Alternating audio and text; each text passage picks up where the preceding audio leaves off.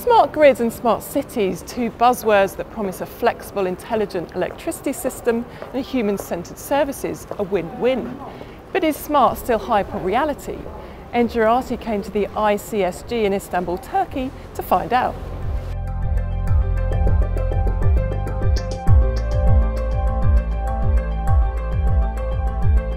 Turkey, the host country for this event, has launched a smart grid roadmap for 2023, with smart meters being deployed by 2035. We caught up with ELDA, the Association of Distribution System Operators, to find out more. There's 21 DSOs. What will be the constraints for rolling out the smart grid? Turkey is not an homogeneous country. We have very heterogeneous regions in 21. If you are in Istanbul, you see a kind of European style with the high demand on the electricity, with a high population or high urbanization.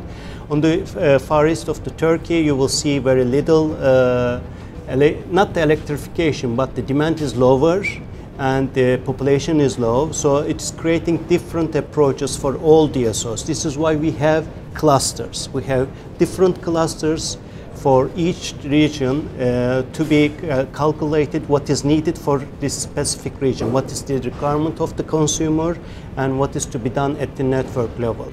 Some great insights there on the local Turkish distribution utility market. Smart meters are obviously seen as a key node in the smart grids, but Turkey's taking a slower, more conservative approach. We asked Dmitry Olenkov of Siemens to give us his view. To make it short, we are expecting that Turkey would follow slowly but gradually into the same, let's say in the same way as the European Union, and finally get everyone connected, because it opens a huge opportunity for further applications, further approaches to efficiencies. But if you ask me personally if I believe this is a must for a country right now, no, it's not. Everything is working quite nicely.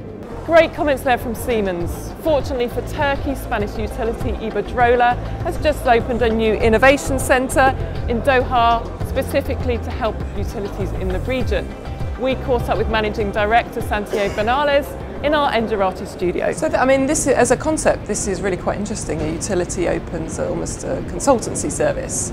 How will you be working with local utilities? Yes, we are doing three main themes in this center. One is innovation per se, with local stakeholders. The second thing is advisory services, as you said.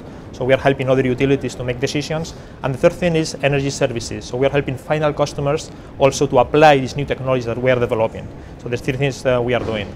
So for other utilities, what we do is we take advantage of all the experience of Iberdrola in deploying smart grids and integrating solar into the network, and we are helping them to make decisions and to deploy these kind of technologies in the network. Iberdrola's innovation services definitely one to watch there. Now, when it comes to smart cities, Istanbul, like many others, wants to be ranked smart. But what is the reality? Can any city truly be classed as smart? Matthias Finger of the Swiss Technology Institute gave us his view.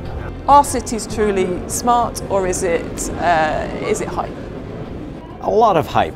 Actually, my speech here is hype or reality, and the answer is it is hype and reality. But there is a lot of hype because the cities want to promote themselves.